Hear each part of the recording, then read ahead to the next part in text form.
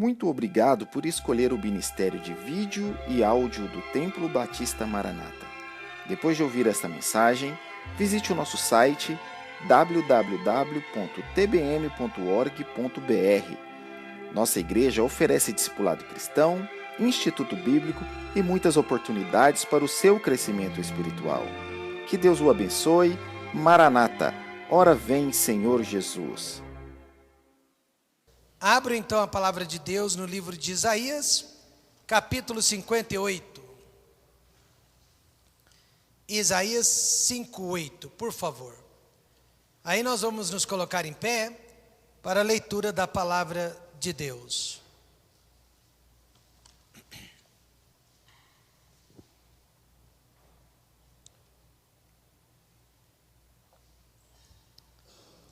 Nos coloquemos em pé, por favor.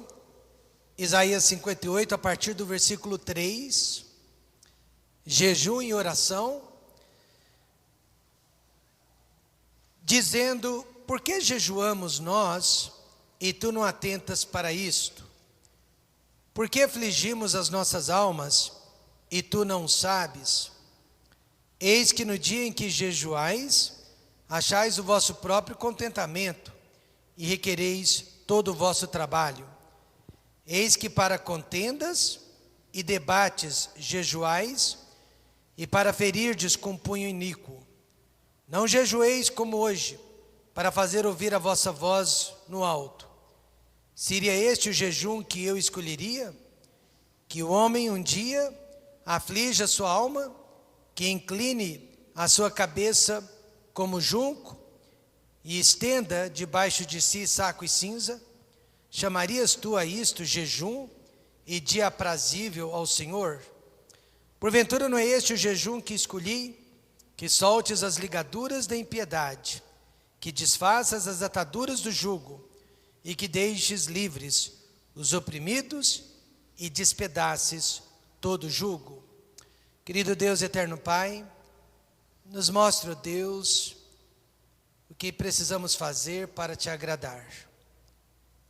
Nós queremos te agradar. O povo de Judá queria agradá-lo através do jejum, mas ao invés disso, o povo estava pecando contra Deus.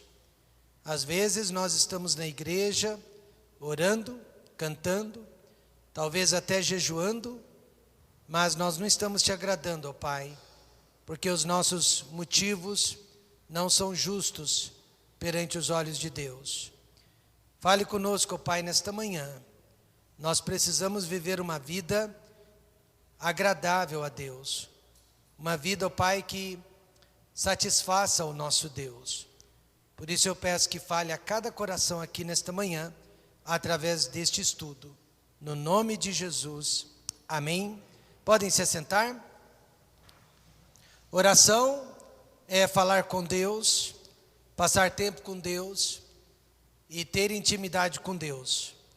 Jejum é deixar de comer e às vezes até de beber por um tempo determinado, enquanto se busca pela presença de Deus. Oração é um mandamento. Se você e eu não estamos orando, nós estamos vivendo em pecado. Oração não é opcional. Jejum já é uma prática opcional. Jejum não é um mandamento. Porém, nem o jejum e nem a oração podem mudar os planos de Deus, porque Deus é imutável.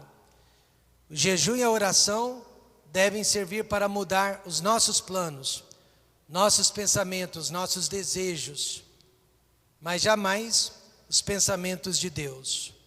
Algumas pessoas não podem jejuar por questão de saúde, mas aquelas que podem estarão se beneficiando sobremaneira com a presença de Deus e principalmente com a saída do pecado de sua vida, desde que seja um jejum espiritual, e não um jejum estético. Com certeza a prática do jejum foi muito mais usada no Velho Testamento do que no Novo Testamento, mas nem por isso essa prática perdeu a sua importância. Jesus Cristo nunca aboliu o jejum, nunca desvalorizou o jejum, ele apenas teve que corrigir alguns vícios de conduta que estavam associados à prática do jejum. Então veja alguns princípios que Jesus ensinou sobre jejum e que eu e você precisamos seguir se realmente queremos agradá-lo através desta prática. Primeiro, ninguém precisa ficar sabendo que nós estamos jejuando. Aliás, ninguém deveria ficar sabendo que nós estamos jejuando. É algo que Jesus corrigiu na vida dos fariseus. Segundo, nós jejuamos para se lidar com forças demoníacas. Há momentos em nossas vidas que nós sabemos que não é a carne, nós sabemos também que não é o mundo, mas forças demoníacas que estão agindo dentro da nossa igreja, estão agindo dentro da nossa família, estão agindo dentro do nosso local de trabalho, quando não, agindo até mesmo dentro do nosso corpo. E o jejum serve para se lidar com essas forças alienígenas, porque são alienígenas. Os demônios são de outro planeta. Segundo ou terceiro, jejuamos para saber a vontade de Deus, a direção de Deus, sobre algo que precisamos fazer ou desejamos fazer em nossas vidas. E finalmente, nós jejuamos quando estamos sofrendo, quando a dor é forte e quando a dor é sentida de dentro para fora. No Velho Testamento, havia muitos outros motivos para se jejuar, mas eu e você, nós não seguimos o jejum do Velho Testamento, nós não seguimos o jejum de Israel, eu e você seguimos o jejum da igreja, mesmo porque Israel não tinha Jesus para interceder por eles, a igreja tem Jesus para interceder por ela. Porém, Isaías 58 fala sobre o falso jejum e o jejum verdadeiro. Em suma, o jejum verdadeiro é aquele que agrada a Deus e o falso é aquele que agrada ao homem. Veja o verso 4, mais uma vez. Eis que para contendas e debates jejuais, e para ferirdes com punho iníquo, não jejueis como hoje, para fazer ouvir a vossa voz no alto. De acordo com a palavra de Deus, então, quais são as práticas religiosas mais importantes que o jejum, mas que infelizmente o povo de Deus não está seguindo? São 3. Olha o que é mais importante que o jejum. Primeiro, honestidade pessoal. Segundo, relacionamento pessoal. E terceiro, caridade pessoal. Deus vai nos mostrar neste texto que honestidade, relacionamento humano, caridade, boas obras são muito mais importantes que jejuar, que se privar da comida, se privar do sono, se privar da água.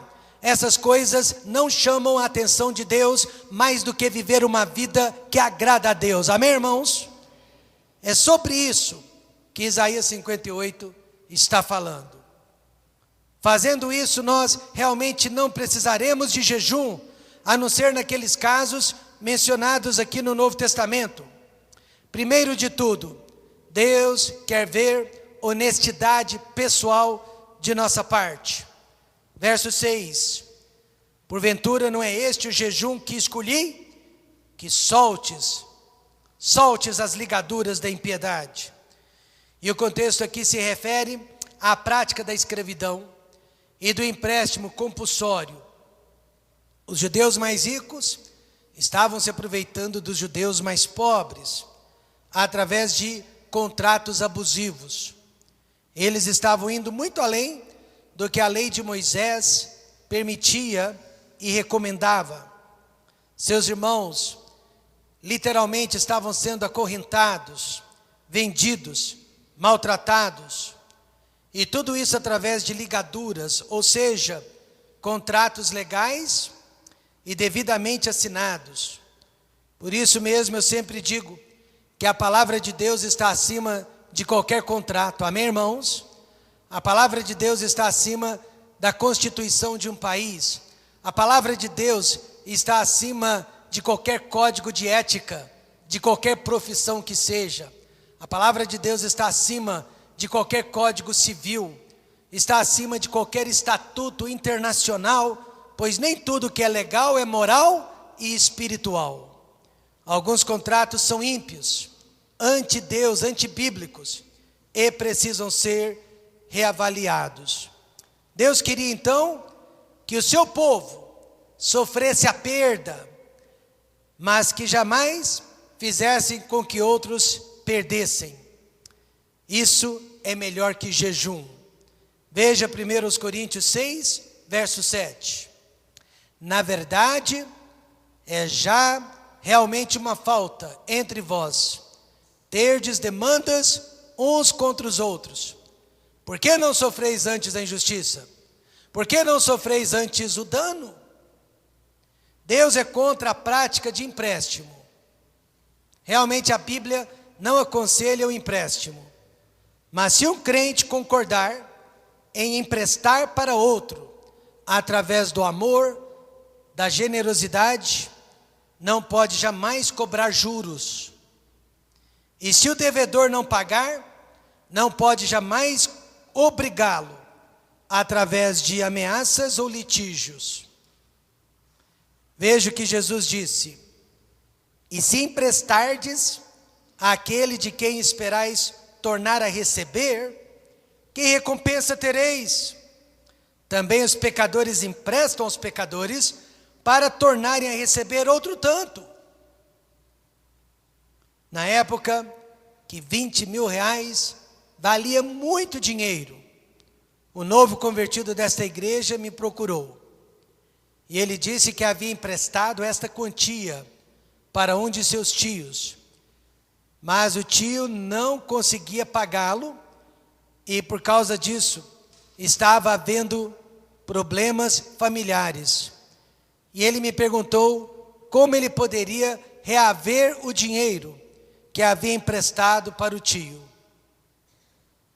Eu disse para ele que não sabia, mas que eu tinha uma receita melhor, que ele perdoasse a dívida.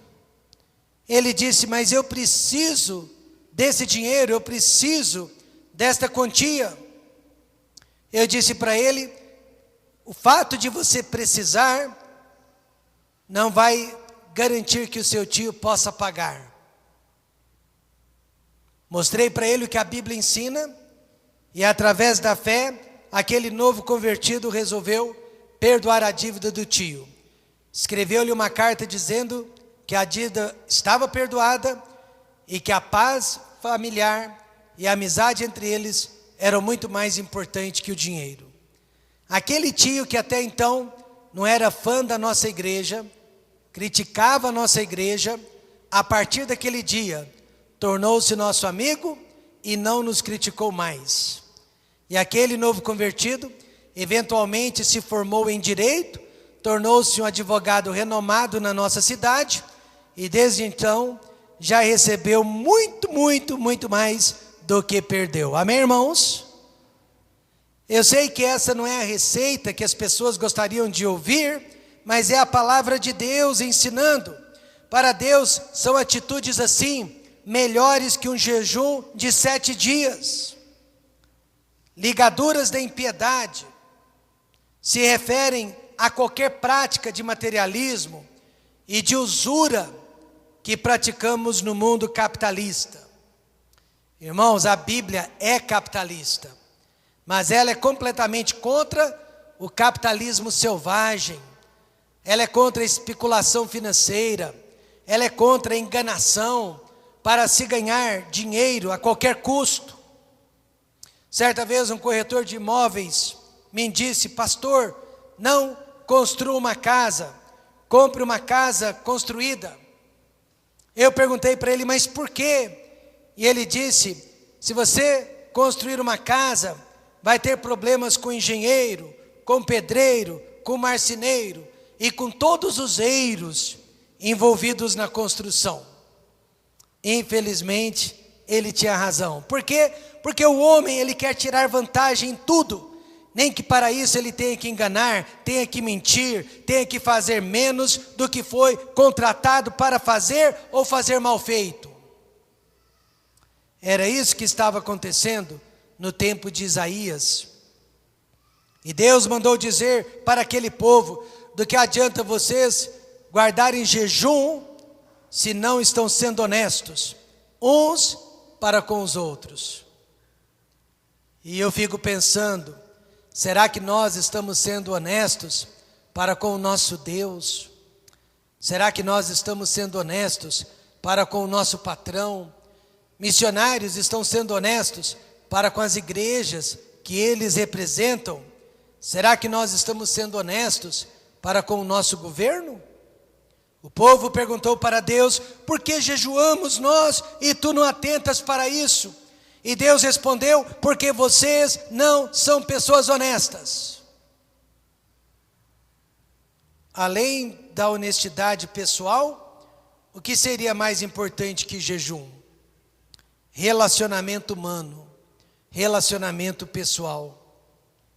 Veja o verso 6. Porventura, não é este o jejum que escolhi? Que desfaças as ataduras do jugo e que deixes livres os oprimidos e despedaces todo o jugo? O jugo era uma alusão à canga que os homens colocavam sobre as costas dos animais. Além de pesada, os animais não conseguiam se livrar da canga, mesmo que tentassem.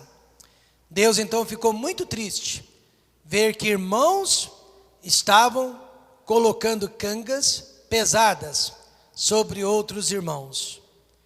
Deus criou a nação de Israel para servir de exemplo, de amor, generosidade, fraternidade diante das outras nações do mundo. Ao invés disso, aquele povo estava agindo com ganância e com a mesma ambição dos outros povos pagãos. E assim também, Deus colocou a igreja neste mundo para amar uns aos outros, perdoar uns aos outros e suportar uns aos outros. Deus nos colocou aqui para servirmos de exemplo, mas ao invés disso, nós somos o único exército no mundo que atira nos seus próprios soldados. E Jesus disse: todo reino dividido contra si mesmo é devastado. Toda cidade ou casa dividida contra si mesmo não subsistirá. E era o que estava acontecendo com a nação de Judá. O povo estava dividido entre eles e nós, entre os ricos e os pobres, entre os livres e os escravos.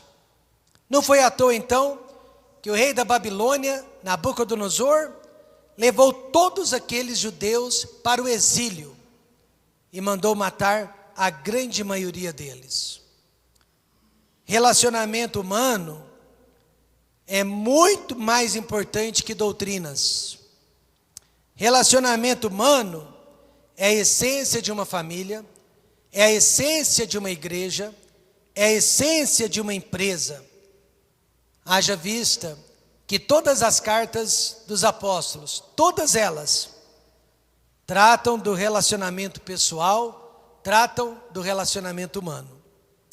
Quando eu me formei na faculdade de teologia, meu instrutor me fez a seguinte pergunta: o que o nosso curso pode fazer para melhorar ainda mais para os próximos alunos que virão? E eu disse: ensinar relacionamento humano, de acordo com a palavra de Deus. Não basta apenas ensinar para esses jovens teologia, doutrina.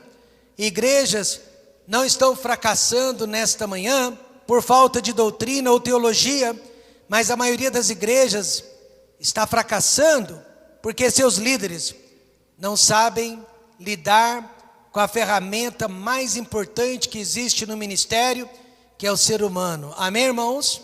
Não sabe lidar com a ferramenta mais importante de qualquer trabalho, pessoas, seres humanos. Assim como os fariseus, nós colocamos um jugo, uma canga insuportável de sobre a vida das pessoas e não damos tempo para que elas possam melhorar, para que elas possam crescer. Deus disse contra o reino de Judá: desfaças as ataduras do jugo e que deixes livres os oprimidos e despedaces todo o jugo. Não significa ser uma igreja liberal, não significa ser uma igreja mundana, não significa ser uma igreja sem padrão, mas significa ser uma igreja amorosa, uma igreja paciente, uma igreja que prega contra o pecado com amor e não com raiva. Amém, irmãos? Prega contra o pecado com amor. Jesus suportou um ladrão e um traidor por 3 anos e meio. Jesus suportou um caçador de brigas, um fuxiqueiro, por 3 anos e meio. Jesus suportou um par de irmãos que só pensava em vingança. O ladrão e traidor, Jesus perdeu, mas os outros, Jesus salvou com a sua paciência e com o seu amor. Pedro, Tiago e João não teriam durado 1 ano nas nossas igrejas, mas por causa de Jesus Cristo, eles duraram para sempre. Uma igreja que se preza não deveria tolerar adultério e prostituição. Amém, irmãos? Uma igreja que se preza. Mas uma igreja que se preza também não deveria tolerar as críticas, as brigas e as difamações entre os irmãos. O pecado sexual, por pior que seja, é contra a própria pessoa que o pratica. Mas o pecado da crítica, o pecado da amargura é contra toda a igreja. Para a igreja, então, este pecado deveria ser o pior. Veja Hebreus 12, verso 15. Tendo cuidado de que ninguém se prive da graça de Deus, e de que nenhuma raiz de amargura brotando vos perturbe, e por ela muitos se contaminem. Judá caiu, meus irmãos, mas não foi por falta de oração. Judá caiu, não foi por falta de jejum, mas sabe por que caiu? Por falta de amor e consideração uns pelos outros. Isso é muito sério. Por essa razão, Jesus Cristo, ele tinha mais paciência com os publicanos e meretrizes do que com os fariseus, que eram causadores de contendas. Eu quero dizer nesta manhã, não fique numa igreja para causar contendas, para causar brigas, para causar divisão. Amém, irmãos? Não fique numa igreja para causar problemas, porque a igreja precisa ser um lugar de paz. Mais importante, então, que jejuar é ser honesto e manter paz com todos os homens. Quantos estão entendendo isso? Em segundo lugar, mais importante que jejuar é praticar caridade, caridade pessoal. Porventura, não é este o jejum que escolhi? Que repartas o teu pão com o faminto, e recolhas em casa os pobres abandonados, e quando vires o nu, o cubras, e não te escondas da tua carne? Caridade e boas obras sempre fizeram parte da cultura judaica, da lei de Moisés. Naquela época, os mais ricos deveriam voluntariamente contribuir com os mais pobres. Mas quem eram os ricos? E quem eram os pobres? A definição bíblica é diferente da definição governamental. Quem eram os ricos? Muito simples. Eram os donos de terra. Eram os donos de propriedade, os agricultores, porque a cultura judaica era agrícola. Os mais pobres eram as pessoas, então, que trabalhavam. porém trabalhavam para os mais ricos. Na hora da colheita, as espigas que acidentalmente caíam ao chão não podiam ser recolhidas. Se elas caíssem, deveriam ser deixadas ao chão. Aí os mais pobres vinham atrás e pegavam aquelas espigas para si e para suas famílias. Foi exatamente o que aconteceu com Ruth no campo de Boaz. Boaz, sabendo que Ruth estava lá para pegar as espigas que caíam, mandou que seus servos deixassem cair mais do que o normal, mais do que o de costume, para ajudar Ruth e a sua sogra Noemi. Lembre-se, os pobres eram pessoas trabalhadoras, mas que muitas vezes não ganhavam o suficiente para suprir as suas necessidades. Não eram preguiçosos e nem aproveitadores, eram trabalhadores. Quando Giovanni di Pietro de Bernardone, mais conhecido como São Francisco de Assis, descobriu este conceito de pobreza, o bíblico, ele que era muito rico, renunciou todas as suas riquezas para ajudar os pobres e literalmente deixou de ser rico e se desposou com a pobreza. Agora Deus não está pedindo isso de nós, darmos tudo o que temos, mas sim darmos tudo o que podemos. E como que isso funciona, pastor? Funciona através de missões e funciona através do Evangelho.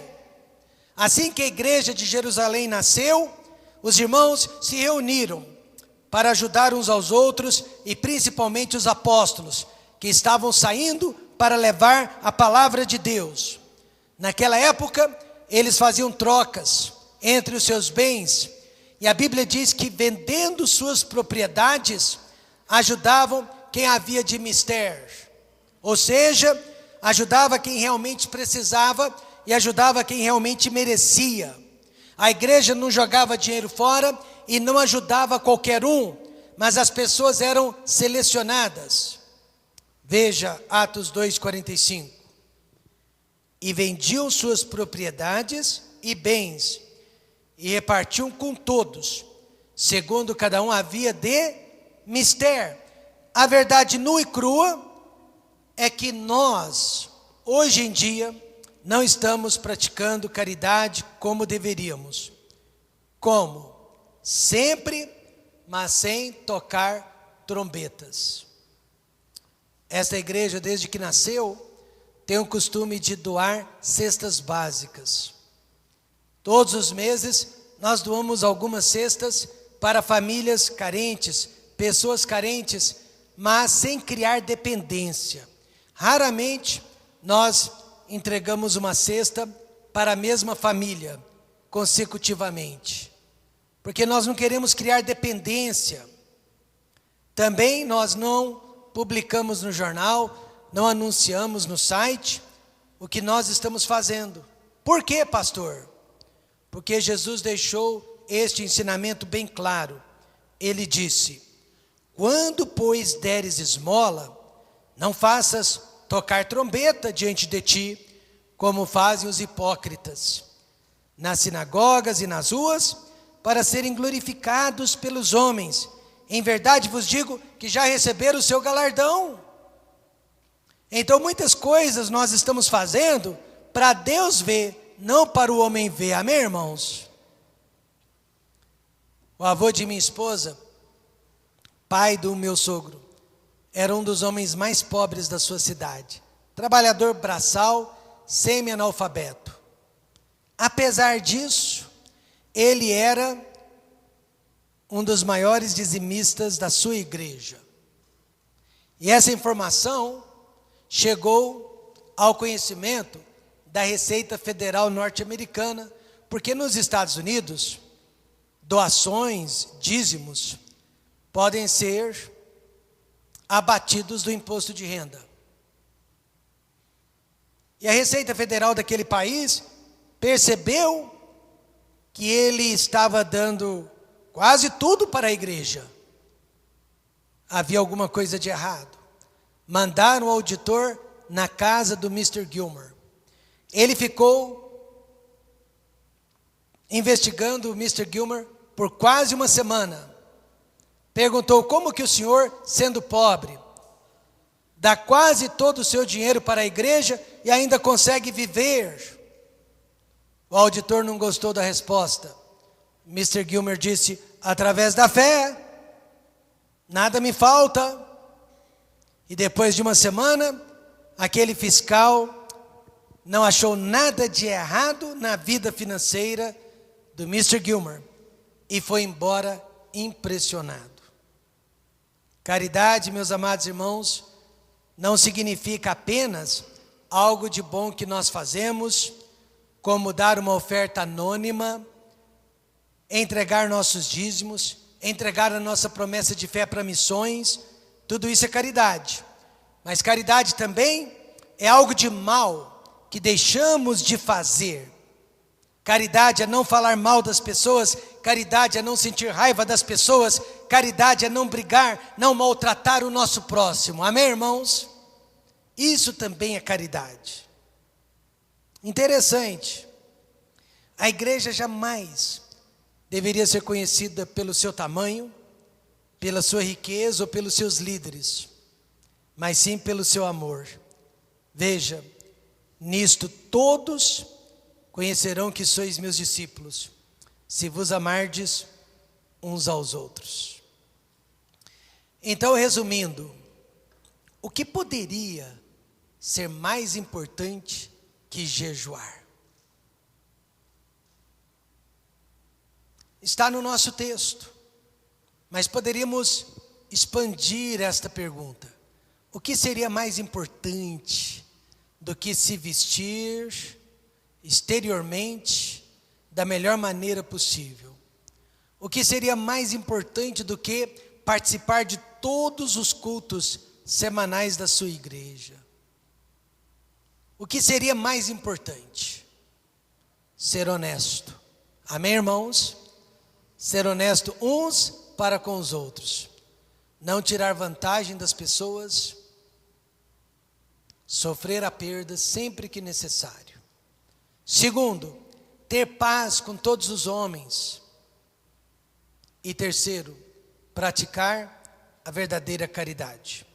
Jejuar então por quê? Apenas para vencer o pecado em nossas vidas, ou para nos humilharmos na presença de Deus. Jejuar para vencer o pecado e nos humilharmos na presença de Deus. Uma vez eu conheci 2 pastores, um já tinha 70 anos de idade, o outro tinha 40 anos de idade. O de 70 anos havia sido professor do pastor de 40 anos. E eles estavam terminando um jejum de 40 dias. Estavam vivendo apenas de líquido. E eu, curioso, muito jovem, perguntei para um deles: por que vocês fizeram este jejum de 40 dias?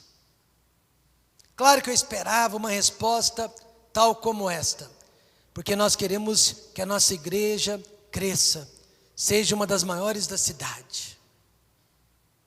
Ou porque alguém da nossa família está enfermo e nós estamos orando por uma cura. Motivos justos. Mas sabe qual foi a razão por detrás daqueles 40 dias de jejum? Nós estamos buscando pureza, santificação nas nossas vidas. Foi um jejum para vencer o pecado. Amém, irmãos? Jejum para vencer o pecado. Nada contra as igrejas que fazem campanha de jejum. Só Deus pode julgar o coração dessas pessoas. Mas ao invés de uma campanha de jejum, deveríamos fazer uma campanha de amor. Amém? Fazer uma campanha de honestidade. Fazer uma campanha de bom relacionamento entre os casais, entre os pais e filhos e entre os irmãos de uma igreja. Eu tenho certeza que essa campanha agradaria mais a Deus do que uma campanha de jejum. Veja o que Deus pede de nós em Miqueias 6, verso 8. Ele te declarou ao homem o que é bom e que é o que o Senhor pede de ti, senão que pratiques a justiça, ames a benignidade e andes humildemente com teu Deus. Pratique a justiça, ame a benignidade e ande humildemente com o teu Deus. É isto que a Bíblia ensina, meus amados irmãos. Não só sobre o jejum, mas sobre qualquer outra prática religiosa. Este povo me adora com os seus lábios, mas o seu coração está longe de mim. Deus quer que nós sejamos como Cristo. E quanto mais como Cristo você for, menos jejum você precisará. Quanto menos como Cristo, mais jejum para ser como Cristo. Quantos entenderam isso? Jejum para lutar contra o pecado. Vamos fechar os olhos e orar.